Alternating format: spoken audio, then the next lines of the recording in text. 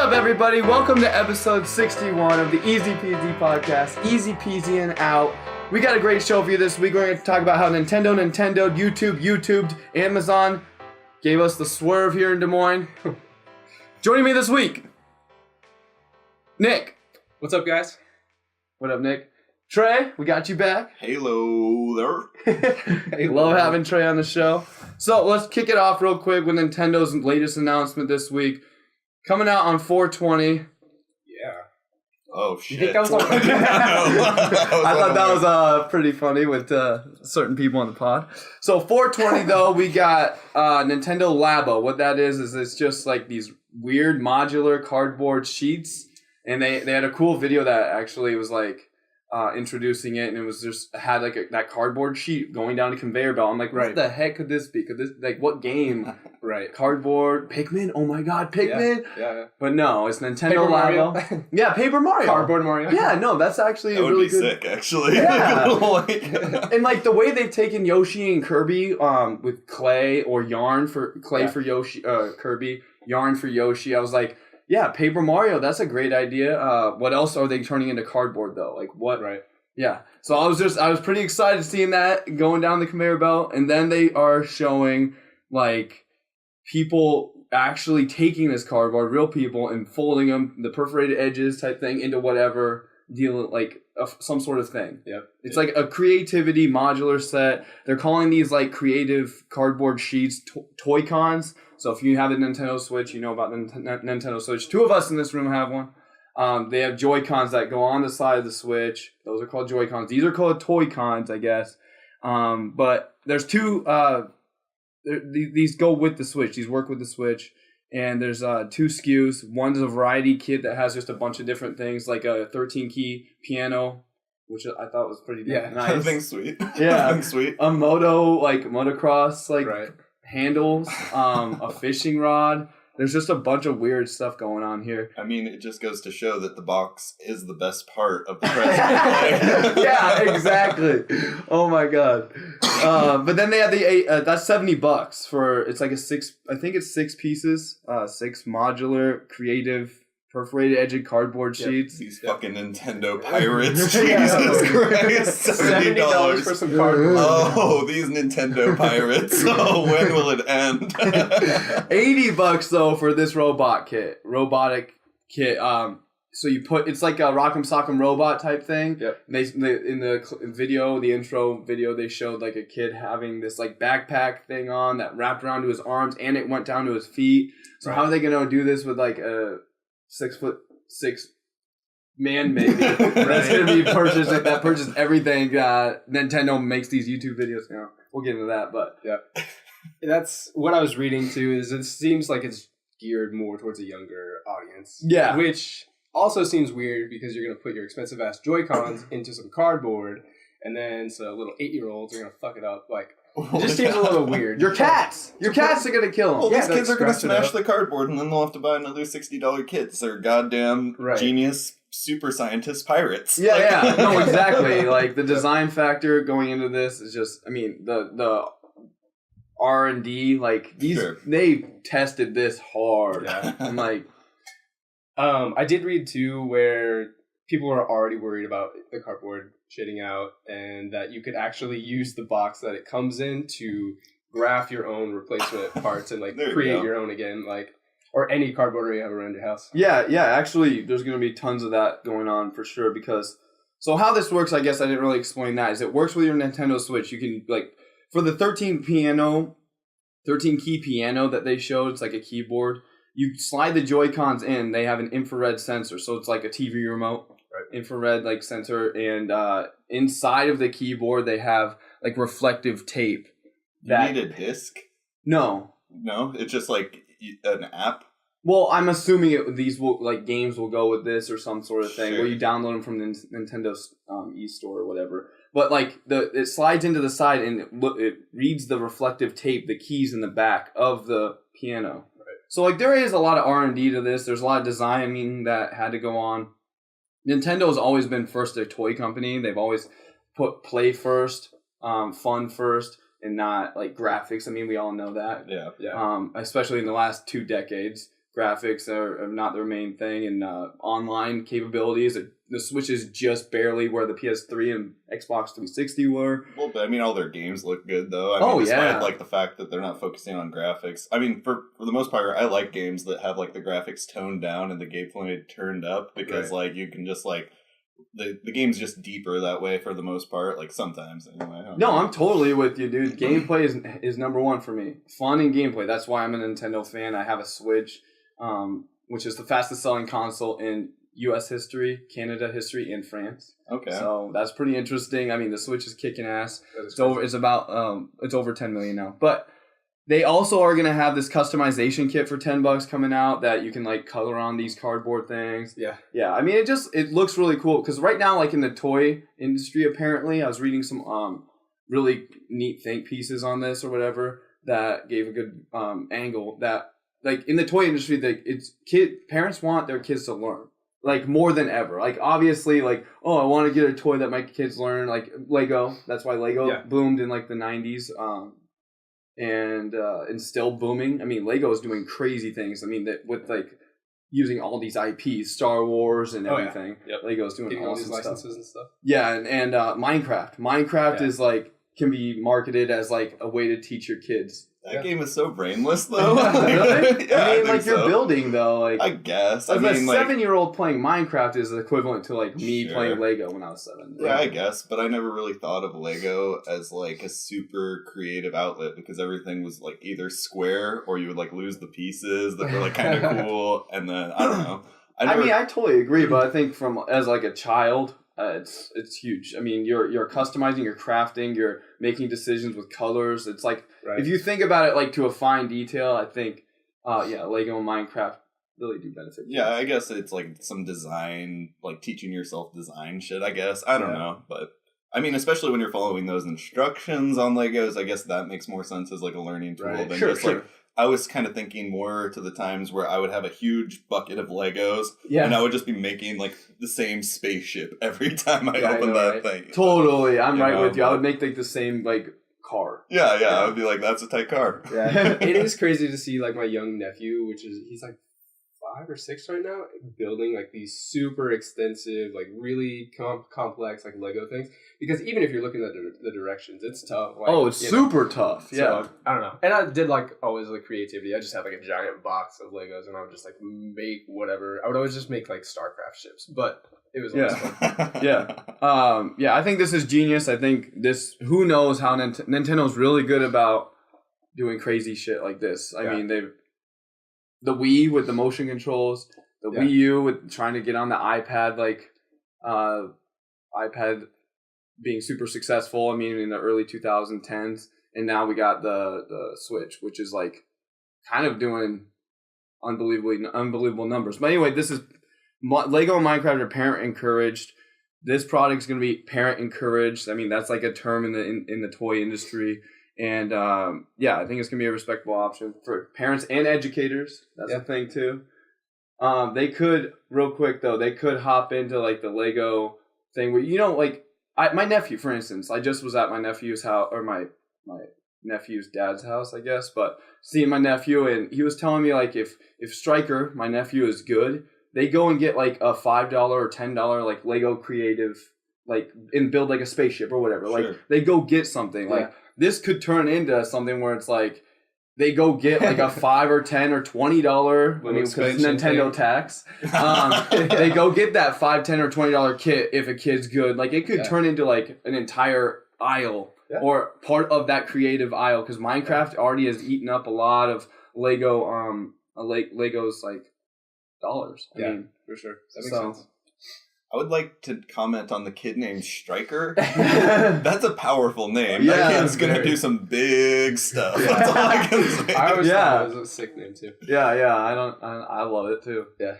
Back to like the whole creative outlet thing, actually building hands-on stuff. I was reading another article where a guy was likening it to the fact that like nowadays there's all these studies out saying how like kids of this generation that are growing up with social media and just like stuck to their screen are like more depressed and anxious and just like everything. So like having something new like this where it's more like hands-on again you're actually building things, it could be a positive outlet for little kids. Most definitely. I've done a really good job this week not being on social media hardly at all. And if I am, it's just to post something, it's to put something positive out there. Yeah.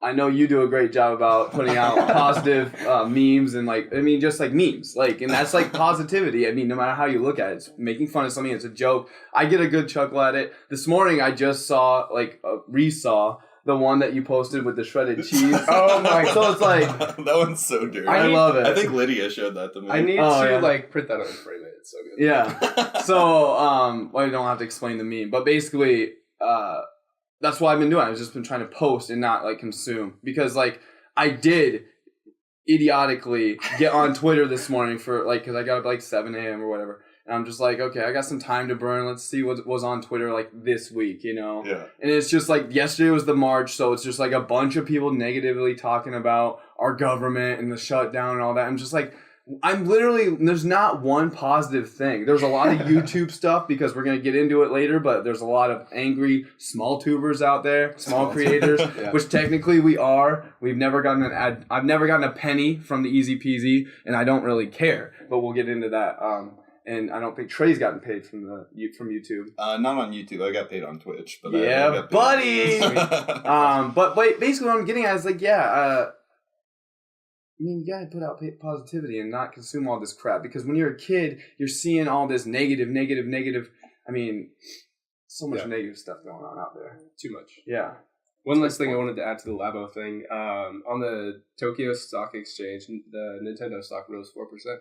Dude, after the announcement. Nintendo's, I should have invested in my boys in Japan because they've doubled their stock since the Wii U days. Well, the Wii U was so bad, there was only going up. There was no chance. Never bet against Nintendo. They've been around for 150 years. Literally 150 years. They were a toy company for 100 playing cards 20 years. Yeah, a proud Japanese tradition. Playing cards. Yeah. But Nintendo. I love Nintendo. This just solidifies it even more. Doing creative stuff. I thought like I said, I thought this was what the fuck. I thought this was what is going on here. And it took a little bit for it to sit with me, and then I was like, okay, I'm gonna go read what IGN is saying. I'm gonna go read what all these things are saying. And I mean, everyone was bringing out those good points that this is monumental. This is going to be humongous. This is their ace in the hole. And I truly think it is. I mean, think about just what Trey was joking about and I've joked about Nintendo tax. I mean, they're going to be making hella dollars off this. Oh, yeah. No. So the cardboard costs next to nothing, right, to produce. But it probably did take a lot of effort to design. I mean, you have to think about this. This is less than a real game. For sure. Yeah. For sure. Yeah, no, totally. With basically endless earning potential. Yeah. I know, right? It's insane how much they're going to make off of cardboard. Labo, I know, in 4 letters. Are you buying it? I mean, Lydia will probably buy it for me. Yeah, there you go. This is a really cute thing that, It is a fun thing to do with somebody together. I think it's going to be a lot of fun. It might get old quick, but, But here's the thing, too. I totally agree with this sentiment. Who the heck has room in their house? That's what I was just thinking. A robot costume. Where are these kids putting it? You have to have a Labo chest, made of cardboard. Yeah. You can plug your Switch into that too, and it will give you a inventory of what you have inside. No, but this goes back to the mid 2000s. Who had the freaking room for Guitar Hero Rock Band instruments, dude? It ate up so many kids' living room or college kids' living rooms and dorms. I definitely had it. Oh, go ahead. No, I was to say I definitely had a few. Yeah. Well, now the only people that still have those are dudes in 1-bedroom apartments with white walls, just sitting up next to the ashtray. You know what I'm and there's about? Dust all over it. Yeah, beer cans used as decoration nearby. Oh man, I was at my dad's actually a couple months ago, and I still have all my Game Informers there, all my Game Pros, Nintendo Powers, and I've still got some video game stuff. And he was like, Sean, you gotta start cleaning this out. When you stop by here, go there and eat dinner or whatever. You gotta spend some time downstairs and clean some of this stuff out. And it's just in a storage closet. I had my Guitar Hero 2 for Xbox 360 guitar, and I had my sister just film me just smashing it on the guitar. I'm like, that's awesome. Man, I still have it. And I never posted it. I never saw that on YouTube, bro. It's in slow-mo, too. That's great, yeah. Cash in on those small YouTube, tuber. Yeah, small tube dollars. Yeah, so moving on, I just wanted to bring up Nintendoing hard for 2018. 2 SKUs, $70 for the variety kit that includes that fishing game, motorbike, 13 key piano, and 3 other modular cardboard sets. These are called Toy-Cons. And then the $80 for that robotic kit. So Nintendoing. Moving on to something closer to home, though, fellas. Amazon. We did submit Des Moines as a city, as a really prominent city. Honestly, like we are top 10 always for everything, for Forbes, most growing, best for young adults, business, whatever. All that stuff. Des Moines the shit. Yeah, we know. Yeah, we know it. But we submitted an application essentially to Amazon for their second headquarters. First one's in Seattle, Washington. I'd love to go visit Seattle someday, not because of that, but second one now, they want to build one equal to that headquarters, HQ2. $5 billion to build this thing. Yeah. Huge for industry. Lots of money coming in. Create a lot of jobs. Yeah. Oh, yeah. There's going to be 53,000 jobs. And it's not like the deal with Waukee and Apple where it was like 100, it's like a data center, right? Like it's just 100 menial, middle income jobs. Where they're trying to get the good Iowa tax exactly. or whatever. Yeah, Waukee got screwed with that. I mean, anybody that knows anything about economics knows it. But well, isn't an app or Amazon a shit place to work? I've heard that they really work their employees to the bone. I mean, I don't know a whole lot about it, but I've heard anything I've heard about working at Amazon has been massively negative. Really? Yeah. I don't know. I mean, I think you could say that about any company that's absolutely up there. They're Jeff Bezos, who's the CEO, and he's one of the founders, if not the founder. He's the highest or the most wealthiest person in the entire world. Oh yeah. Yeah, he's worth more than Bill Gates now. He just eclipsed Bill Gates this last month. But I mean, yeah. So in Amazon, Trey have talked about how Amazon stock is one of the best to invest in for a good reason. I mean, they've showed zero downfall. They've literally just been climbing since they became public. That's crazy. But anyway, HQ2, we put it in our app, and they just announced this week top 20 cities. Des Moines not on there. 230 cities put in their application. We didn't get less than, so I guess that's less than 10% are on this short list. We are bottom 90, man. It doesn't feel good, man. Bottom 90%. Well, it's kind of funny. Some cities out there, bids were placed in October 2017.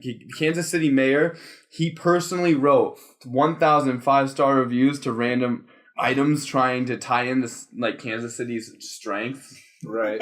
Probably Kansas City barbecue sauce, big 5-gallon thing of Kansas City barbecue sauce. Oh man, that's a good plus. Yeah, I mean, to go with that Kansas City barbecue sauce. How can we compete with the Kansas City barbecue sauce in Iowa? I mean, all we have is corn for ethanol. Shit. Yeah. Soybeans? I think not. Well, I mean, the people, the cities on this list are the obvious ones. L.A., Austin, I think Dallas. I mean, it's just all these big cities. Yeah. So, I mean, it makes sense that we wouldn't be on there as 250,000.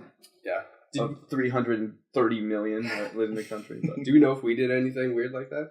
I don't think so. There's I know a dude from Dallas, I think he said in that same article, sent a giant cactus to the CEO. Oh my god. Yeah. He opens it up and just scars his hands. You guys fucked up. Bleeding. No, it was be packaged. A no for Dallas. You're kidding, right? Yeah, obviously it was packaged poorly and it came damaged and you had to submit a return and then you had to print it off and then repackage it. Just like you have to do with Amazon. No. But it's okay. I'm not really bummed out about this. I mean, I think it's funny. I think it's cool that we at least made a submission as Des Moines. Would you work at Amazon, Trey?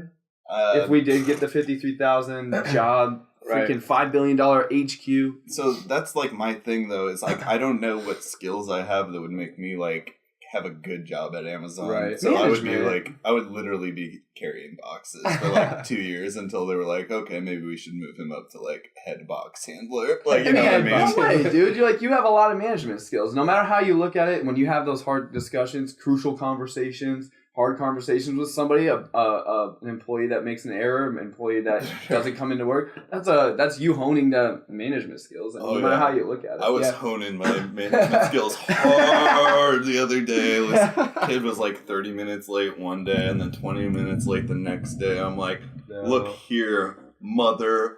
Oh my god. It's like he's like 19-year-old kid, and I was like, I've been on this earth for too goddamn long to be dealing with this kind of shit still. So. That's hilarious. So like when somebody does that, I first of all, if I'm like, no, I'm gonna even be 3 to 5 minutes late, I text my manager. Yeah. On the way, driving, I don't care if I get in an accident kind of thing. But I also apologize profusely, not only to my manager, but my team. Dude. So like, how does he react? A 19-year-old punk kid. So it was about 10 minutes late. I decided to send him a text like, look, I've got places to be, bro. I can't be waiting on your ass all day. Oh, so he was relieving you. Yeah. Oh, so he man. didn't text back. So around 15 minutes later, I call him, just screaming at him. And then 5 minutes later, he was there. So he wasn't super apologetic about it, if I'm being honest. Like, I honestly was kind of apologetic for the manner in which I handled it, because Did you swear at him? Oh, dead. Oh yeah, he got an earful. But anyway, I was like more apologetic to him. I'm like, just fucking don't make me get to this level of anger, man. Right, like, I don't get this angry unless it's because of somebody else. So just don't make me be this person. Yeah. But anyway.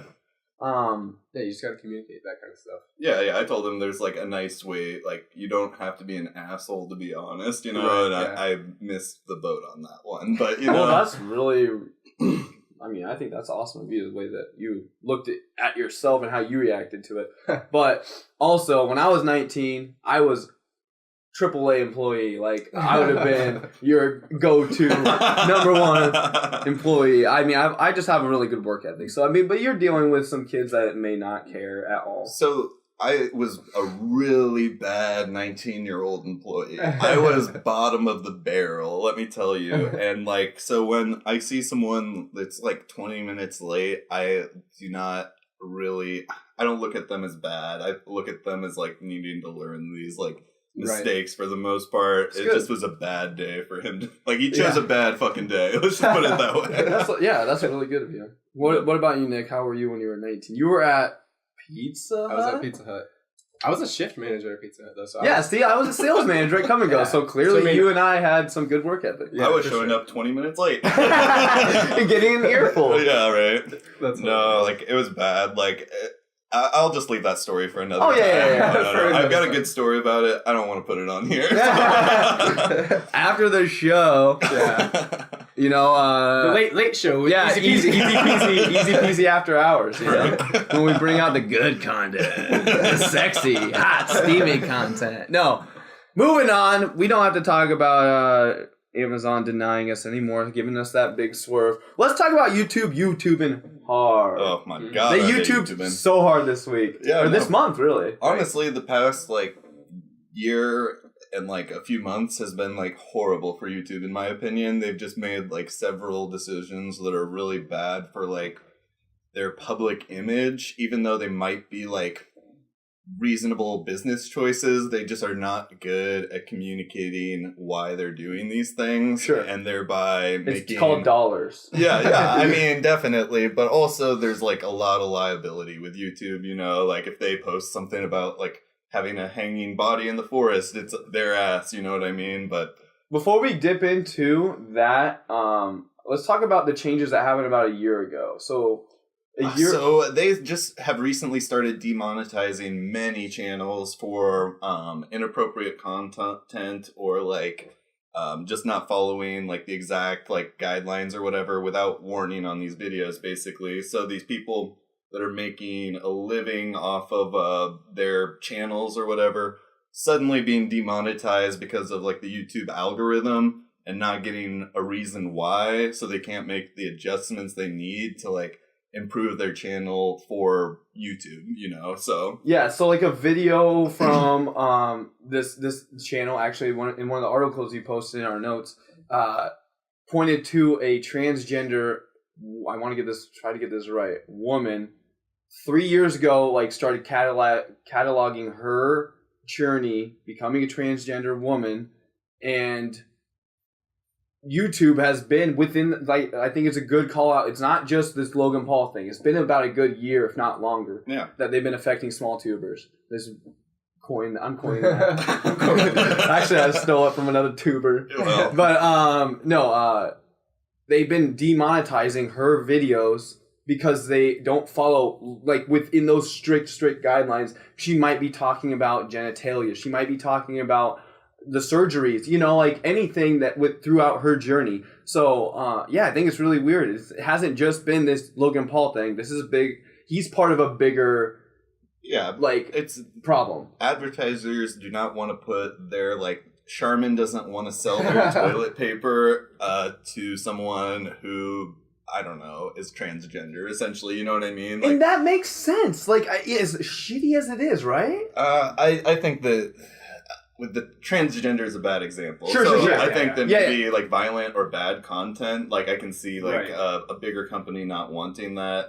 Their ad in that video. The transgender thing is obviously like a whole nother can of worms. Yeah, so I wanted to back up because saying that makes sense to transgender. That does. What I meant is like YouTube's algorithm, and people think it's like somebody just in YouTube hitting yes, or advertise on this. No, we won't. Yes. No. Like, a lot of it's algorithm.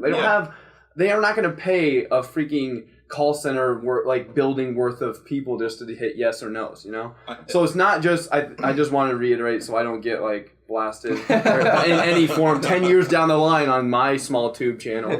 But like, it's violent content. Like these companies like Coca-Cola, Pepsi, any of them, they want to have a say in what they're advertising on. Yeah, I think it's nature of the beast. Like, it's the fucking internet. I like it being the Wild West. I like it being like loose and everyone getting paid well for like their nasty shit. Like, I like it like that. But I obviously can see the point of view of the big advertisers. They want this to happen, but as a small content creator, I obviously don't want that to happen. Right. Yeah, for sure. So a year ago, they made those changes. You had to have 10,000 lifetime views in order to be part of the YouTube Partner Program, which is where you can start getting paid for your ads. So 10,000 lifetime views. I walked into here saying I thought that was a pretty good thing, like a stipulation, I should say. And Trey was like, yeah, you could literally just repost like a year ago, you could just like had saved like maybe a Vine video and just reposted a Vine video and that. Right. Because I don't know exactly how it works, but if you click on a 7-second video, as long as you watch it for like 2 or 3 seconds, it counts as a view. I'm not exactly sure how long it is, but they're very likely to finish that 7-second video. Totally, right. Where it's like a 30-minute video, they're not going to finish it, so... But they still would have probably got that view even if they had a longer video. Because I really wish I knew the stipulations exactly, for a video, so I didn't sound like an idiot. Well, I know that if somebody watches one of our episodes on YouTube for like 15 or 20 minutes, an hour-long episode, it gets a view. Okay. So it's kind of weird. And they also, they were tracking like hours watched, but it wasn't like heavily part of the stipulations as it is now. So moving forward from that change about a year ago, it was early 2017. They made that change to get some people into the YouTube Partner Program. Also, you had to make $100 to start making any money, I believe, which is close to what Twitch is. I didn't know that about YouTube, but yeah, that's what Twitch is. You need $100 to get your first payout. So yeah, it's $100 in ad dollars. So there's people that are complaining out there that with these changes that we're going to discuss, that they're like 9 cents away or whatever, from like $99.91. Well, then it looks like you're going to have to meet those requirements to get your couple cents so you can get your $100 and quit. Yeah. We'll dive into that shortly, but let's move forward to the big catalyst to these changes that just were announced this week. Can you kind of discuss what happened? Wow. Our boy Logan Paul, he decided... Resident douchebag. He's just this like dorky 22-year-old kid wearing like, what was it, the Toy Story hat in like this suicide forest. So it's a forest famous for suicides in Japan. Dude walks around, finds a guy hanging, posts a video about it. Has been like the news story of the century like, for YouTube. Yeah. Well, so yeah, like internet, PewDiePie having like all those like hit pieces that were coming from big gaming industry websites posting about how PewDiePie is a Holocaust, or I mean, Nazi sympathizer. Like that was humongous, like a year ago or like last year. This is like 500 times bigger. Oh yeah, no, like, this is so much more controversy. Dude. So Logan Paul, let's get some background on this kid. He's became famous like within the last few years, posting vlogs. He's like a ripped, good-looking, like 6 foot whatever kid, 22 something years old. And he and his brother, Jake Paul, I believe, they are just vloggers. Like, they would just vlog doing pranks on people. I watched a few of his videos after this came out just to get, not even his videos, excuse me, other people discussing his videos and stuff. Sure. Because I didn't want to give him any views because I think he's just a douchebag. Like, it's okay for a 16-year-old to be like a douche, right? 18, 20 even? Come on, you're 22, you're still being a douche. Anyway. I mean, I'm 29. I'm still a douche. Nowhere near to this extreme, dude. He's like straight up doing dumb pranks. Like that's what I'm gonna discuss. I watched PewDiePie ripping into him, and I actually really love PewDiePie. He's like down to earth. He knows he's made mistakes. He understands Logan Paul is a human. He's making mistakes, but he's also not afraid to call Logan Paul what he is, a douche, a giant douche. So, yeah, Logan Paul post this video on New Year's Eve. Trey and I were out in San Francisco. Seeing T-Pain. Yeah. But, I mean, I was hearing rumblings about it on Twitter that day. Really? I remember being like, what the heck's going on? 2 days later, 3 days later, I mean, the following weeks now, people are pissed. The last video Logan Paul posted to his channel was of an apology on January 2nd. On January 3rd, he tweets about it. I mean, in this, so we have to get some context for this suicide forest video, because it's not just him like posting it. It's like you have to have some like, you understand what you're posting, you understand what you're shooting, right. You understand like exactly what people are saying. Like he has a friend in the video saying like, "Oh my God, this is so bad. Oh, pull the cameras out." Like. What the heck? Yeah. It's pull the cameras out? I thought you meant like pull them out, meaning like shut it down. No, this fucked up. No, like man. Yeah. Well, that's kind of. Oh, go ahead, Nick. Oh no, I was just gonna. I did kind of watch some of the videos. Someone had reposted it, so it was like their trip to go to this forest, and they were gonna talk. He was supposedly gonna talk about the haunting factor about it, and then they're all walking through. It's a group of like 5 or 6 friends. They stumble upon the body. And then they're like, holy shit, what the fuck? And then, so at first, he was like really like cool about it. He was like, he started saying stuff about like, suicide's not the answer. If you feel this way, like talk to somebody. It's like, oh, okay, well, what's wrong with this? You don't have to go to the suicide forest to say any of this or raise awareness. I get it. Because it was just like spur of the moment, like, holy shit, what do we do?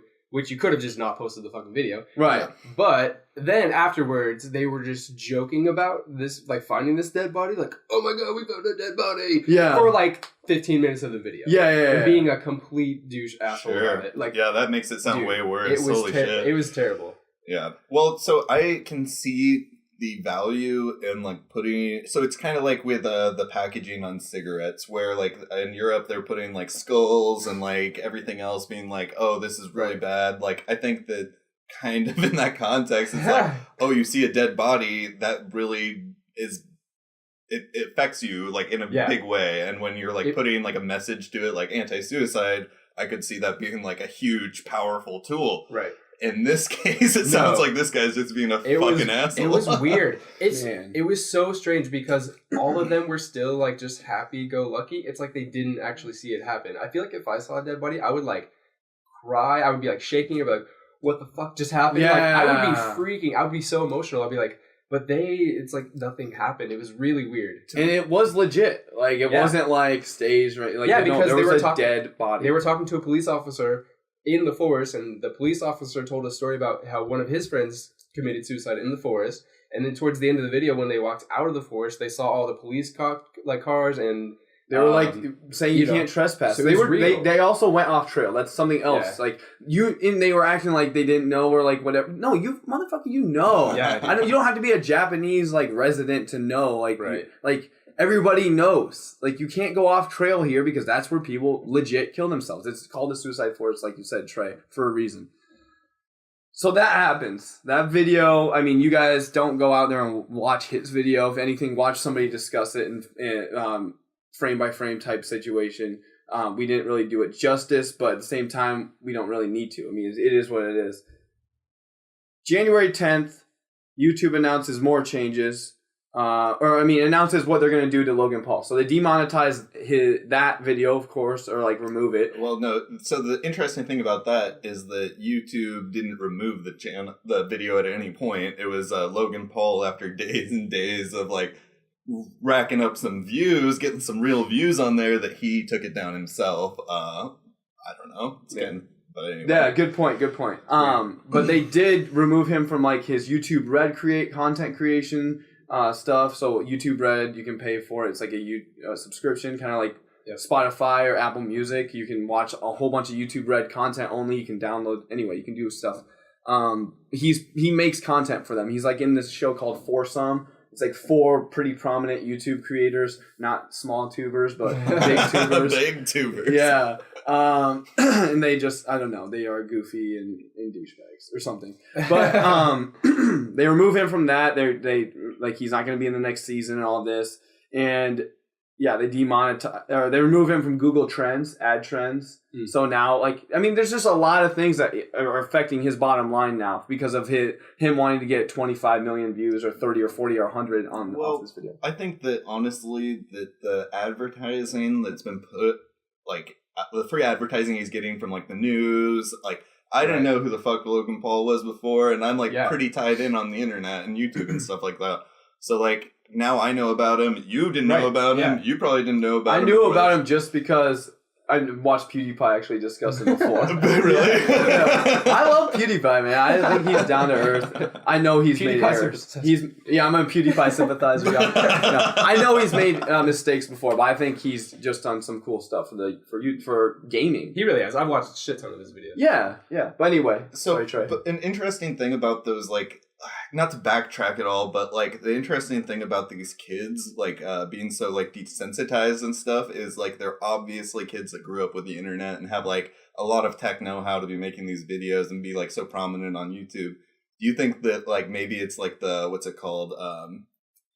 What's that really bad website that was like base? What the fuck is it? All your bases. 4chan. Yeah, 4chan. okay. 4chan. You know what I mean? Like the 4chan generation. Do you think this bothers younger people as much as it bothers older people? That's a great question because if you look at the likes on the video and all that, there are millions. I think there was like 6 million likes on the video. That's insane. So he's 22. Like I said, he's like a 6 foot something, ripped, good looking, like blonde kid. And he is funny. He is really funny. I mean, I love watching prank shows. We grew up watching Jackass, CKY, Punked. You know, like he is funny, and it does kind of tickle that itch or whatever. His viewers are like 12 to 18. Like his viewership is super young. That's a good call out, Trey, because I think this generation coming up is super desensitized. I mean, dumb kids these days, you know, like. Or are they real because they've seen real things? Like, we were kind of like bubble babies where, like. Nah. You're talking about yourself because my dad had me watching Faces of Death, motherfucker, when I was 7 years old. Well, I mean, I was watching that shit, but I mean, like, it wasn't something that was like commonplace. Faces like. of Death. Legit, I watched people eating monkey brains, like, for sure. Faces of Death. Indiana 4. Jones. I mean, too, 2 Girls, 1 Cup. No, my shit's real, man. You're a Hollywood nerf life. I'm a legit. This is like some crazy ass tribe out in Africa eating monkey brains. Sean's over here growing up on snuff films. I know, right? Explains a lot. Like 2 Girls, 1 Cup and Pain Olympics. Remember that shit? Sure. Oh, Pain Olympics. Dude, I did watch a couple years ago some guy chop his dick off. Yeah, legit. It was fucked up. Oh, I still think about it to this day. Hold the phone. Because hold the phone. So, we're freaking out about like just like a dead body, and we've seen like people cut their own dicks off. Well, Like, so it goes totally. You bring up a good point. Like, there's way worse beheadings. So personally, at work, I've legit seen at work. I work on social media at a big, gigantic corporation.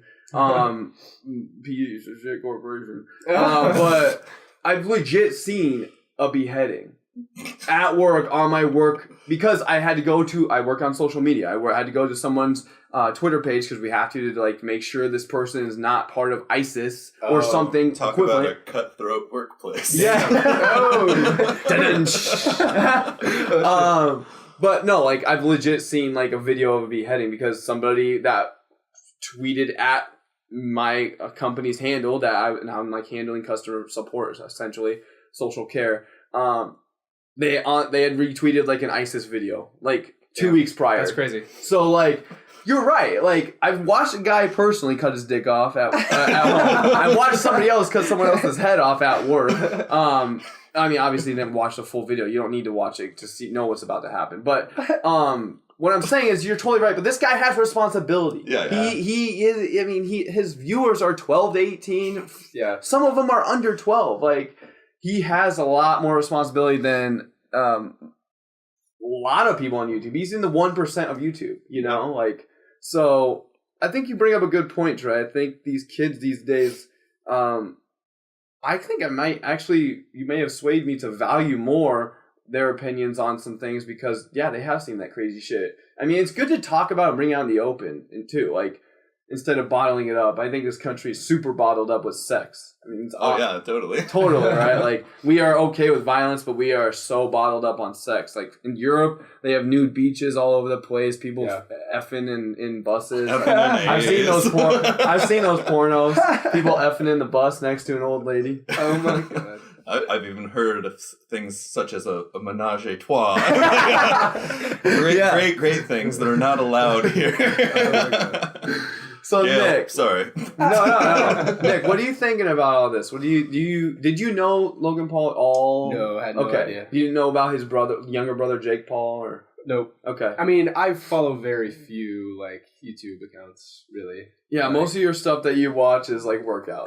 Because for like 6 months he was watching. I know, goddammit, he was signed in as the EZPZ YouTube account, and he was watching workout videos. So now, like at work, when I'm trying to like do anything on YouTube to like update a video or whatever, on the EZPZ channel, I'll just have like recommended for you, and it's just like a bunch of ripped dudes, like.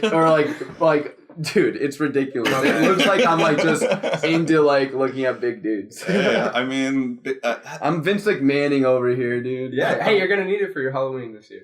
Yeah, I know. I've not put on very much muscle. Only like maybe a pound in like the last couple. You've got like 9 months. That's good. I know, but dude, yeah, life is hard. We can run you up, dude. Working out is tough when you have to get up at 6 a.m. Oh shit, yeah. No, I mean I used to do it after work, and it was pretty brutal because then when I would get home, you just pass out. I've been doing that lately, and I think it's worse because like the gym is so full too. I hate that. I cannot lift if there's even one more person in the whole gym. So I just don't want them to see me. You go in, lock the door behind you, and What I would suggest to you is getting some weights in your basement. Yeah. No, actually, so family friend donated some free weights, so I got some weights. But back to Logan Paul, I think I might be being too harsh. He is like just a normal dude. He did make an apology video, but at the end of the day, he did go for those freaking views. So it's like for sure. He's the catalyst of these changes, though. So these changes are coming down the pike, and I want you to discuss them, Trey, as a small tuber, as like as a content creator. I'm up to about 7 YouTube videos. A couple of them are kind of funny, but anyway, they've upped it so that you need 4,000 hours viewed in the last 12 months. Okay. And 1,000 subscribers. So, I've got a buddy, Azor Hype, who does a shout out. Yeah. A YouTube Game of Thrones channel, and he does like Game of Thrones discussion, and he's like right on that threshold. And from everything he's telling me, he's like positive for the future of his channel. Like he I don't think he's making a crazy amount of money off of it yet, but like he has aspirations to grow, and that's an attainable thing for him. Yeah. And if you cannot get 1,000 people to watch your YouTube videos, I don't think you should be getting paid. You know, honestly, it's just like such a small portion of the internet, and like it's not even 1,000 people watching. It's just 1,000 people saying they like your stuff enough to like give you like the check, the sign off, exactly. They'll subscribe. Yeah, but what's it called? When Dan Brown introduced me to that term, somebody signs off on cosign. Sure. Yeah, no, I mean they're signing off on your channel, so honestly, it's probably closer to 2,000 people have checked out your channel and like want to like actually support you with that click. Right. Because I rarely subscribe on YouTube. Yeah, and that's the thing. Totally. Too, like, click is so easy. It's not like you have to go through too much to subscribe or like or the tap these days. Literally just tap. Yeah. Totally. And you don't have to go back to their channel anymore. Like just their videos are gonna follow in your feed every once in a while. Like it's not a big. So within the next 30 days, January 19th-ish, I think it was Friday, this all came down. Within the next 30 days, so I think it's, February 20th, these small tubers out there, they're not going to be getting any money unless they have those two stipulations fulfilled, which is the 4,000 hours in the last 12 months, 1,000 subs. We have like 10 subs on the EZPZ, 70 videos. I mean, I've never ever thought I needed to be paid for anything I've produced, you know? I just do it because I like to flex that muscle, the creative muscle, and I like to talk with friends. Like, how many other times of the year, besides the Easy Peasy, do we get together, not over alcohol, discuss things that are like mean something to us? You know? Yeah, and the girlfriends aren't screaming over us. Sorry again, Gail. That's two apologies. Gail. The menage a trois apology and the yikes. All right, it's not good. We need a checklist. You can't hit more than 3. Or you're in the doghouse. 3 strikes, you're in the dogs. I was just gonna say, like for all these little like small tubers or whatever, like, are you actually having content that you feel like you should be paid for? Like all those little videos that you were just showing me before the show, like they're not putting anything like genuine out there that like I feel like you should be paid for. And also just be thankful that you have a platform to put videos on. I mean, there's a lot of good content out there for people that are getting like 50 views a video. Kind of piggybacking on what Trey's friend, can you say his name again? Azure Hype, who does the Game of Thrones content. Lydia's coworker, I just found this out. Well, I've known that she has a coworker that posts to YouTube, but I just found out that he's like, this is affecting him, and like I didn't know he was like this prominent. And by prominent, I just mean like close to being a YouTube partner, or I mean he already is a YouTube partner, but close to fulfilling these. His channel is I Dig History in Iowa, and literally he's a metal detector, huge into metal detecting, which I loved as a kid personally. I always wanted one of those, but who didn't want to find buried treasure? Right. Like, but anyway, he posts tons of videos about metal detecting. I don't know what else to say. Treasures and gems and but jewels. It's cool because like cool. He'll go over like a patch of dirt. We watched some videos on Friday, and like he'll just from like the frequency and like the beeping, he knows it's like a silver dime or a wheat penny because those get picked up. Yeah. So cool. Anyway, he's at 920 subscribers. He's doing fine with the hours watched, so that 4,000 wasn't hard for him to hit. Since he posts so much, he has like I think about 80 videos or 100, but he's at 920 subscribers, and this is affecting him. It's just a dude out in Iowa metal detecting. All right, guys, let's get into 1,000. Yeah. No, I mean that's what I'm saying is if you're creating content on the regular, if you're promoting your content, which I think is like a big thing. Yeah, it's a big that part a lot of content creators are like, okay, I'm gonna make this, stick this on this one website, and pray to God, everyone stumbles across right. it. I don't do a good job with Easy Peasy, but a good enough job, I should say. I mean, like if you're tagging so are they removing tags from the non-partnered thing? No, that's something I'd heard. Oh, really? Yeah. I don't know if they remove the tags, that's like the nail in the coffin for small creators. Totally. In my opinion, I that was a rumor, so I'm gonna just like say that wasn't said. Yeah. But if you're tagging your videos, and you do Twitter and like. If you're like hashtagging a decent amount, like I think if you're getting one new person to watch the podcast, you're doing your job. So, you know. For sure. But it's just like a small thing, small gradual growth, you know. But anyway. So what's going on in the YouTube sphere? Like, how are these small tubers reacting, Trey? Overall, dude, these people, I would refer to people really freaking out as kids because like they just really don't have a huge concept of what's happening, or they don't have a concept of how much they were getting paid in the first place. Because there was an article that I shared with these guys that was like, if you're not monetized with these, you're probably making under $100 a year, which I don't think is an amount of money worth complaining about. Yeah, right. Sure. Like, it's more just like that badge of I've been working so hard, I'm finally getting paid. Yeah.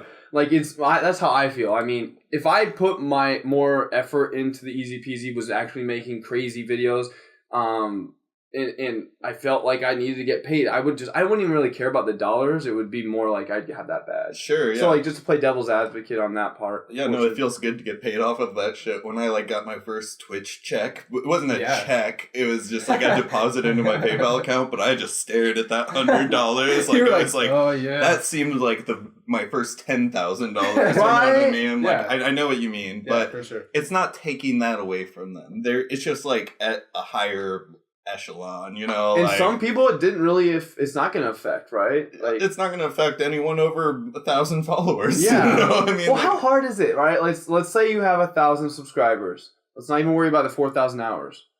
1,000 subscribers, 200 or 100 watch your 10-minute video you post every week.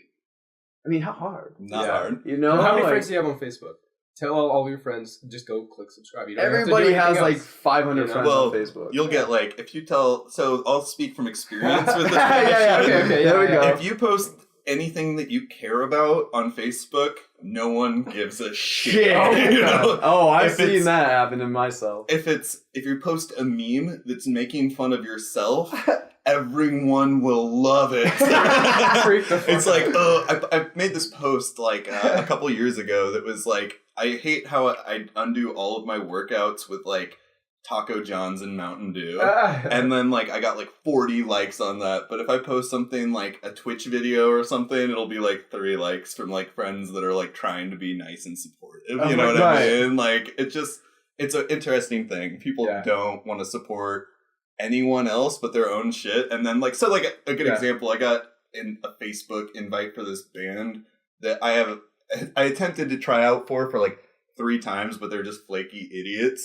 So then they invite me to a show and invite me to like their band, and I'm like, what the fuck, like, dude? You've never liked one of my YouTube videos. You've never liked one of my posts. Like, fuck you, dude. Fuck you up your stupid hardcore ass. Dude, that's so true, man. Like, awesome. there's some people out there that just in like the last few months are trying to do something creative, and they've never showed any interest at all in what the fuck I've been doing for 3 years. And I shouldn't look at it like that. I mean, maybe I shouldn't, but at the same time, just exactly like you're saying, man, that it doesn't feel good to have somebody trying to stick something in your face when you've been like sitting here like with a bag of gold, like golden content. Well, that's why like it's a lesson I've learned since I've been doing stuff like that. So like when I was in a band, I was just putting it in people's face. You know, I wasn't like reciprocating very much. I was going to other people's shows, you know, in like in my small sect of like my world, you know, in my little bubble. But I wasn't like, if someone was like new wanting to get into our clique of bands, you know, I wasn't like supportive of them in any way, you know. And it's something I've learned more starting square one with like Twitch. You have to like really invest in other people to get them to invest in you, and sometimes you have to do that investment ahead of time, you know, like before they'll invest back in you. So that's a good point. I think that's a really good point, actually. It does make sense. Nick, are you gonna start drawing, posting videos of you drawing on YouTube, become a tuber yourself? A tuber? No, I tried to do that a couple of times. Film yourself drawing, it's hard as fuck. I need like a tripod. I mean, do it. Small barrier to entry, you know, but Jordan Buckley does live drawings of him drawing on his iPad Pro. Right. I mean, sick. I watched like yesterday. I spent like 5 minutes watching it. I mean, there's even a whole like section of Twitch devoted to like shit like that. You know what I mean? Like creative. It's like creative streams where people are like doing creative, like they're like putting birds on their purses and stuff like that. Like, put a bird on it. Yeah, exactly. That's awesome. For sure. So is this going to affect anyone's bottom line? Yes. Is it going to affect a lot of people? Sure. But I mean, what else are they're supposed to make change? Like, I feel like this is good. I mean, what's the devil's advocate of it, Trey? Can you tell me like some positives? I want to hear some positives. Some positives is that so advertisers are going to feel more comfortable investing in YouTube, you know, probably thereby willing to invest more money in something like this because it's like less unstable, you know what I mean? And it comes off as more regulated as far as like the videos that they're putting their face on, you know what I mean? Because at the end of the day, internet advertising dollars is so like is laughed at compared to like TV. Well, so it's actually the most bang for your buck from what I've heard is internet advertising. I mean, I don't know, man, like you're not on the TV. I think that that's like a thing that the TV networks want you to think that like, okay, to me, network TV is basically like the radio back in the day. It's like no one wants to make this switch, or like the radio companies don't want you to switch to TV. And it's kind of the same where the TV networks don't want you to switch to YouTube and shit. So they're probably, honestly, this Logan Paul thing is more of like a creation of maybe TV networks like NBC being like, they're putting all sorts of horrible shit on YouTube for your kids to watch. You're totally right. And it might just be like a spin thing. And now YouTube is like doing what they can to like be like, no, we fix shit like this all the time, you know, and another public relations move, you know what I mean? But so yeah, I think that's a really good point. I mean, at the end of the day, YouTube wants to have people creating content because they're making freaking bank off of it. Yeah. And honestly, YouTube's never really been super profitable. Well, yeah, and this will make them extremely, way more profitable because think about, like, how many millions of people do they have to cash out $100 to, you know? That money can be, like, reinvested in their company in a better way than, like, paying these people that are trying to work their way up and pay their dues, like, this small amount that doesn't matter. Yeah, it's going to weed out the weak channels and you're going to get better. Yeah, no, I mean, we're going to lose that one kid with the glasses we were watching with the baby bottle phone. And we're going to get some fucking great, hardworking people that, like, want to work to 1,000 subscribers. That's not hard. Like, it is hard, but I mean, it's not like you can't do it. Anyone can post to YouTube like that. Anyone can, like, bring up and make some new, like, content. I mean, I feel like I totally agree with what you're saying. Positive is going to bring out some positives. The advertisers being more confident in their basically what they're selling their products on. Yeah, I mean, this might be a turning point for internet advertising where companies are like, why the fuck would I advertise during the Super Bowl when I can advertise on the Super Bowl YouTube videos? You know what I mean? Like, you don't have, like, the same huge audience at once. I mean, like, and I think that's more of like a status symbol with advertising. Why is it always a thing really for is. small tubers or small Twitch streamers when there's little changes that affect them? Why is it a thing that they have to, like, that's like pretty much their entire channel is complaining about the platform they're on. Why is that a thing? Right. As a content creator, have you noticed that on Twitch? Like, so to me, it's because it's brainless content. You know, there's a small change. I mean, you can compare it to, like, I've been involved in a lot of online video gaming, and if there's a small change in anything, you'll have this huge outroar of people complaining about it. And I think it's kind of like that same mentality where even if it's like a 1% tweak, they already have their setup for YouTube and stuff. It's like free content. You know what I mean? It's like, I don't have to think anything up.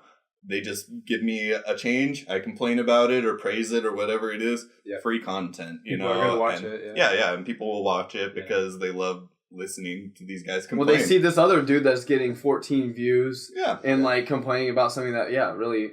It's just like that knee-jerk reaction to whatever happens without truly understanding it. Yeah. Well, no way. So, like, 99.9% of these people complaining understand anything about having a giant corporation that has to work with not only content creators, but the people the advertisers. Like, there's no way that these people understand. I'm actually interested to see how many of these people have like even bothered to look up the positives to research of it. it Like, all, I think that we live in an age where people are either talking out their ass or looking on their phones secretly to get information. Well, yeah, we all know a thing or two about that. I think I know what you're referring to there. Yeah, that's a thing. Hot damn. So, YouTubed really hard. I think that I love hearing the positives, Trey. And I mean, as a YouTube creator for 3 years now, I've not really cared about making that extra dollar from YouTube. But I will eventually if I start producing, like, putting in a ton of time in, like, producing content. And, like, it will bring better content. I think the amount of time is actually negligible. I think we all spend a lot of time. Like, I was kind of talking to Nick before the show about, like, it's everything versus television, basically. So, like, you have this full court press on you to watch 3 hours of TV every night and just, like, relax and kick it.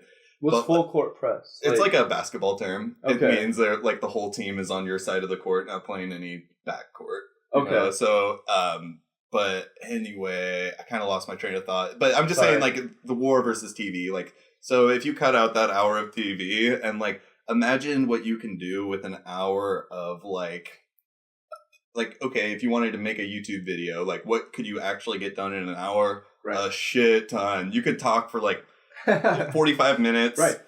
Piece together 3 YouTube videos and be like popping, you're popping out 3 YouTube videos in an hour. Right. It takes about an hour and a half for me to edit the audio, put the audio in a video, put, like, just a picture of, like, the episode name and who's on it, make some adjustments, because, like, I noticed something, like, every episode I've made, like, a little bit of adjustment, adding in, like, people's handles for Instagram or whatever, and then posting it or uploading it to you, editing, letting it, like, cut it up and process it, Adobe Premiere, posting it to YouTube, making sure, like, the tags are good, solid, posting it to, having it auto post to Twitter, then copying that YouTube link, posting it to my blog, the EZPZ.com. Like, it takes about an hour and a half. I think people would appreciate your quality of creation then, because I will just, like, literally, I took, like, my phone and I was like, hey guys, I'm just going to take a video of my office here and we're going to, like, check out these spider webs up here. I love that video. That took 7 minutes, like, including, like, tagging and everything. So to piggyback off of that, I've been posting videos on the EZPZ last couple weeks where it's just me singing to my cats. It's just legit a Snapchat. It's just, they remove, like, all my Kanye West ones, which have been, like, the last 4 for some reason. So So you can't get past that, dude. It's like, so I initially started, when I first started streaming, like July or something last year, I was uploading all of my videos to YouTube. However, I played music in the background, and it was like, it's the weirdest thing, the music that I got called out on, because can't it was you use free use? I don't get it. I could totally. I didn't know that. No, but I mean, isn't it, like, fair to use something for free use, or can it only be all, like, 20 seconds? No, so it's like with YouTube, since it's like a recorded, like a monetized platform, you can't use that without rights. So with Twitch, I'm allowed to play that over a broadcast, but when it comes to a saved video on Twitch, like the VOD videos, I can't, it'll, like, mute, it'll go through, the algorithm will mute all the copyrighted music. No way. Yeah, it's psycho. So, like, you won't hear me talking during portions of these videos because... That's crazy. Yeah, it's weird. It just cuts all the audio out? Yeah. So, but anyway, with YouTube, I had, like, the Wonder Years playing. And, I had, like, so one day I was, like, going, let's see if we got any views on this, And I look and it's like, Hopeless Records has banned you, banned. I'm like, what the fuck, dude? Like, the Wonder Years of all of, like, dude, that's free promotion. Fuck you. Like, no one wants to hear your shit ass emo band. Oh, damn, son. One of the most beloved emo bands to come out in the last, like, 10 years. I love them, whatever. Oh, I know. I know you're a huge Wonder Years fan, but... Can't you just put, like, some sort of disclaimer, like, I don't own this, and you're... I know, that's what I thought, because I know people that put that, and, like, their video's still up, under the Free Right Act, or Free Use Act. I'll tell that to the Wonder Years, man. Dang, dog. They want all their nickels and dimes. Yeah, right. Yeah, so like my Kanye West, like it's just literally a Snapchat. I film a Snapchat, post it to Snapchat, but save it and then post it to YouTube. So actually, you could get around it. So what you would have to do though is you would have to either speed up or slow down your video to where the algorithm couldn't recognize it. Oh. So that's when you'll notice, like on YouTube, if you like look up full albums, sometimes you'll be like, this sounds weird. Oh. And it's either too fast or too slow because it's just outside of the algorithm to catch it. So, yeah. I'm not really too worried about me singing to my cats. It's just me literally in my 5-minute morning journal saying, when it's asked me, what do you want to accomplish today? It says something creative. It's like me trying to do something that is creative. Yeah, no, every day. I think that's the most important thing is like creating like a person that people want to see. So like when you do the podcast, you've created like hours of conversation, and that's one piece of the puzzle to getting someone to like your whole social media presence. You know what I mean? And then it's like, okay, I've got the Instagram with lots of selfies. Oh, another piece of the puzzles. Yeah, exactly. So that's like where I get my humor in. The YouTube videos is where I'm kind of, and my Twitch is where I'm getting my face out there more, and like, I don't know. Dude, it's so hard to actually have a camera on you. Yeah. Holy shit. Some days I have that problem where it's like, am I going to press the button? Am I going to go onto the internet? Yeah, dude. But then you just think about like, is this something I want to be? Do I want to be scared of this? Do I want to like have this like the smallest like twinge in my stomach stop me from making what I want to make? You know, and like that's a good point. It's something I do want to do for a living at some point. It would be such a silly thing for me to like not do. Like, so it's like a little nerves. Like, it'd be so silly for me to not live my dream because of that. One thing that I think I've discussed this on the podcast in the last few weeks, but I love about going and seeing the friends that we see that we just saw in San Francisco. It's like all of our friends from Denver, LA, Oakland, wherever, like from all over the place. They are so like, a lot of them are so creative. Yeah, like, they're working in media. They're working in content creation of some sort. Yeah, I'm kind of mad I didn't get to pick Edgar's brain about that shit. I didn't get a real There was a reason why 2 nights I stayed up until 3 a.m. Oh, snap. Because just hanging out in the kitchen and trying to be quiet just because I wanted to chat with him. Like, and Peter's starting to, like, shout out to those homies. But, like, they are doing cool shit. Yeah, I mean, and Daniel Turner, I mean, he's got some cards up his sleeve. Yeah, dude. He's awesome. All those people are just like amazing, real. Like the difference between, no offense to my Iowa friends, but like these people are just like really grown up and like actually working in fields they want to be involved in. And like I've noticed a lot of people back home are kind of like they're miserable. Yeah, they're just not doing what they want to do, it's like just fucking get a job. Yeah, it takes the 40, 50 hours a week at your job, but it's so hard to like after you work to do something or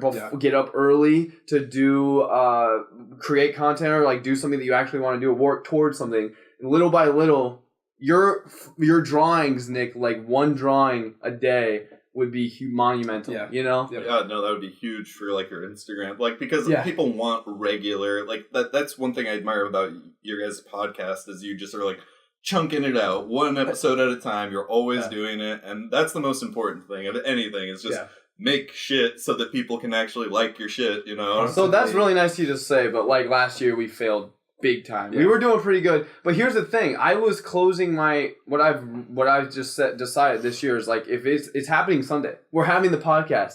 If you can't show up, or if you don't show up, I give you one grace. Like this is I'm just making decisions. I have to manage this. This is a managing thing. No, that's your. And people have to be fired, and there's people who legit have been fired. Like you don't hear them on the show anymore. Like, and it's not anything against them. They just don't have the passion, and they don't want to do it, and that's fine. And I'll take it to my grave, but like I'm so thankful for Nick for always for wanting to be part of like this for 3 years now, and he's never wavered. They were buying a house last year. We all had a lot of crazy stuff going on last year. 2017 was tough, so we didn't have an episode. But yeah, you're right. Thank you for saying that. We're pushing out an episode every week, coming at you hardly, bigly, whatever you want to say. But I'm gonna have a show every week. If I have to like just be me and my cats, you know. No, that's if you're making shit, people come. Like it's it's a bad expression, but I mean, if you build it, especially exactly. But like you obviously take the extra time to make good content. You know, like you don't like it doesn't seem like you cut a huge amount of corners on anything. You say you go and edit for forever, which is something. I'm not going to spend an hour editing like a podcast. I'm like, okay, let's put it up. It's like recorded and good to go. Well, I'm not going to, even though I invest the time, it's not like the best content ever. But I say Tuesday, it's going to be up Tuesday morning, and I don't think I've hit, or Tuesday, I should say, because I've uploaded Tuesday night. But I've hit that every single time in 2018. I'm going to. So like, if I know I edit tomorrow night, or I can't get up early Tuesday morning to edit and post, or Tuesday evening, then I have to edit like right after the podcast or something, you know? Yeah. I set that, and I tell Nick and I tell everybody that it's going to be up at this like Tuesday, like 100%. So we record on Sunday, breaking the fourth, Sean. But this has been an amazing episode. I actually like, this is like my favorite crew to bring to the table. So I appreciate you, homies. Thank you so much. Yeah, dude. Like I love these conversations, but lots more to come. February's gonna be fun. I'm gonna bring in some other homies, introduce you all, you lemon heads out there, to different voices, different people with different opinions, hopefully different genders. Whoa! No way! I thought this was a dick cast. Yeah, no. I did get a comment from a listener, a friend of the show, saying that we need to have some more females. So there you go. We like that. We like comments. Yeah, bring it to us. Yeah. Send us your letters. That's something we haven't done. The EZPZ podcast at gmail.com. You can always send us your letters. Anything you want us to.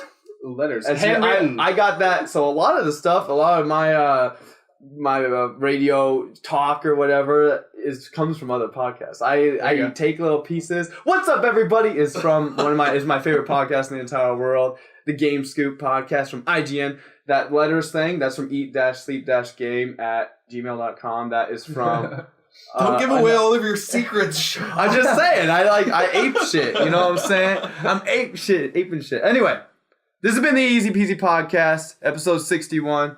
Appreciate you too, like I said. Nick, where can they find you? Instagram, bazooka Nick, bazooka_Nick, and SoundCloud, Nick Andy. Nick's Mixes. You're doing creative shit, Nick. I know, like you're doing some cool stuff with another project you got going on, right? Yeah. Talk about that other project real quick. I'm gonna start like selling art. I'm gonna put some shit out there, sell some stuff. And I decided the other day, I've been reading more. I've been trying to read more. And I was like, well, fuck, I don't have a bookmark. I don't own a bookmark. Like, I don't know. I just didn't have one. So I was like, well, shit, I'm gonna go buy one. I was looking them up. I was like, I couldn't really find any cool ones that I like. So I bought 100 of these sleeves and tassels. And I'm going to put custom art in bookmarks. Yeah, I've already placed my order. You already know what I want. But real quick, I mean, we don't have to kill the podcast. I'm having a great time with y'all. That's an awesome idea. That, like, you could literally... You need to... Exactly what... I'm so like amped up now. Because, like, Trey just talked about that first $100 he got from Twitch. Yeah. Making content, making something, he was so proud of it. He stared at that in his PayPal account. Like, dude, you're about to start making some do-re-mi from your art. Like, I bought your art. I have the EZPZ logo that was it's in my office. I have a whole bunch of other art. You've gifted me, or I have a Raichu on my desk at work, you know? Yeah. And so, yeah, I mean, I love that. Yeah. Make some freaking art, sell some art, Nick. I'm going to drive it home every episode. Yeah. So I'd love to hear that you're doing that. Yeah, no, that's sweet. That's a good idea, dude. Like, especially since you do kind of like the old school traditional shit. It's like I've not seen in that format, at least. And something I constantly say is the riches are in the niches. So, I mean, you find like something that's not being done that people want. Like, that's like, I mean, like that's something with podcasts. Like, if you know that there's a topic that no one's covering, that's like the best topic, you know what I mean? Like, because there are people Googling like podcast about broadcasting on Twitch, you know what I mean? Totally. Or, like, there's just like all of cryptocurrency podcast blew the F up in 2017. Oh man, yeah. No, if people had been doing that a year ago, they probably are making money off their podcast now. Right, dude. If people were talking about crypto, like, and were so into it 3 years ago, the tech 4 or 5 years ago, they were making nothing. But they stuck it out. Just like if you invested in crypto 3 to 5 years ago and you stuck it out, you'd be a millionaire. 100%, Nick. That's awesome. You've been reading a lot. I've been reading a lot. I've been listening to audiobooks. I resubscribed, re-upped on my Audible subscription. So yeah, I actually, when you brought that idea to the table, I was like, dude, that is so perfect because I literally own 0 bookmarks. I use sticky note. I do too. I fold the corner of the page. Ooh, rebel, dude. Because what if you get that people don't like book from the library? Dude, fuck the library. Not the bar, though. I can afford my own books. I love audiobooks, so I've been just kind of piggybacking off the beginning of the episode or wherever it was where I talked about how I've been cutting out social media, not looking at negative. I keep hitting your knee, Trey. It's a big knee. Not looking at because it's just negative. And I'm kind of taking some learnings, discussion I've had with your wife, Shayna. I mean, like, it's so much negative and so much people doing things that I want to do, but I just don't really actually want to do. It just makes, like, in my head, I want to go out tonight and go get drunk at a bar, but I really don't, like, so I kind of feel bad because I'm not there, even though I don't want to be there, if that makes any sense. I struggle with that so bad, but I'm, like, too real with myself because, like, when I get put into, like, a situation like that, I'm like, okay, this might be fun, but I'm probably not going to have fun, It's just the same old, same old. It's, like, usually ends up being the same old, same old. Yeah.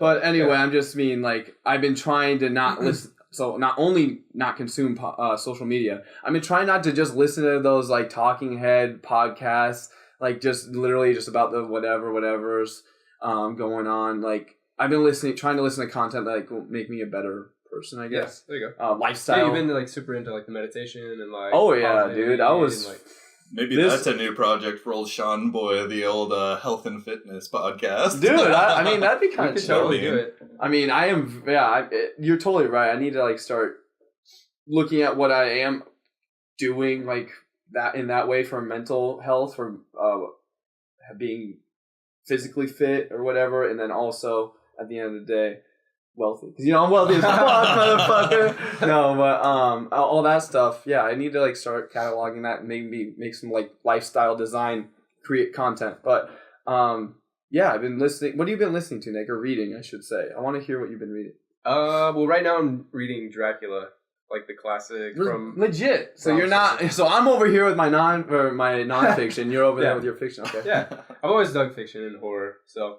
but yeah, it's not a copyright anymore, so you can just get it for free. So I'm just reading it. Legit. Online. Yeah, because it was out in 1897, which I didn't realize it's that old. But yeah, the copyright ended in 1962. So you can just go to any like website and they have, like, the PDF. iBooks. Yeah. What? It's also iBooks? How does that work? They have, like, a bunch of free books? Yeah, it's like from the Texas University of something. I just got it for free. Nice. They have, like, a lot of those literary classics that are out of copyright you can just find for free. That's awesome. Like public domain. Like, there's, like, a lot of music that you can use. It's, like, out of copyright, basically. Yeah. So when you stream with that, dude, I'm not gonna stream with Bach. I have streamed with Bach because I actually, dude, Bach is, like, a sick composer. Oh, it's just like he's like a little shredder. Like, so, like, I like to think of, like, Mozart as, like, big picture, like, composer, but like, Bach is just like a little shredder. Yeah, I love that, dude. So awesome. Cool. Yeah, Dracula. You like your graphic novels? You were a lot of graphic reading novels. Walking Dead. Did you ever finish that? I'm caught up. Yeah, that's one I've always, like, stayed consistent with. I stopped watching the show years ago. For sure, it just really fell off for me. But yeah, I've always been consistent in that. Yeah, a lot of graphic novels. Comics? Are you gonna get into that sphere? Yeah, I haven't caught up on comics, but actually I do have a few projects in the works. Yeah, that's what I'm saying. Make some comics, bro. Dude, I have a lot of people that have been hitting me up to, like, illustrate things for comics. Dude, you and I, that's amazing. Holy shit. Hell yeah. But you and I have from a long ago, we need to, like, rekindle that fire. Yeah. So when my nephew was born, I was like, I want to hang out with him, and pick his brain and like hear his weird ass stories. But he told me some weird stuff going on yesterday. He's a weird kid, but I love him. He's smart, super smart. He's just turned 4. Okay, that's a good time to talk to kids. Oh yeah, they're tight. He's starting to talk like crazy. Yeah. He was telling me about his Legos, and this one broke, and the shark ate this guy. It was awesome. But what I want to is a lot of children's books get started. Just weird kid stories. Exactly. So when he was first born, I was coming to you with this idea of Stryker and I forget even what like the monster. It was like Calvin and Hobbes type thing. Yeah, totally. So like Stryker and whatever. But it was gonna be like a little like floating fairy like goblin looking thing, like an ugly looking thing. But anyway, not like a cute little Hobbes, so it wouldn't be marketable. But who cares, right? In the indie scene, it would be. But yeah, I just think. We gotta do some cool shit, We're doing cool shit. What are you talking about? Oh yeah. We gotta do more. Always gotta do more, I feel. Yeah. That's how you get out of that 9-to-5 hole. Yeah, no, it's if you've ever watched like Gary Vaynerchuk type shit or like any kind of motivational thing, that these people talk about how they haven't had like a relaxing Saturday in 20 years, and it's like every fucking Sunday I'm just like, this is really here. Like, let's get some Chinese food. Yeah. Spend $45 on food really quick. Yeah. No, you're 100% right. I love Gary Vaynerchuk. He's just so like positive. Like, so I think he is like a very. This is gonna come off bad. I'm not trying to like throw shade. I think he's kind of stupid. But I think that like adds to his message in the fact that it's like you can be normal. Yeah, well, it's more like that he's like so dumb that I can be way better than that like, in every way. So the way that you're saying it may come off like kind of rude, but I understand because I've consumed so much of his content.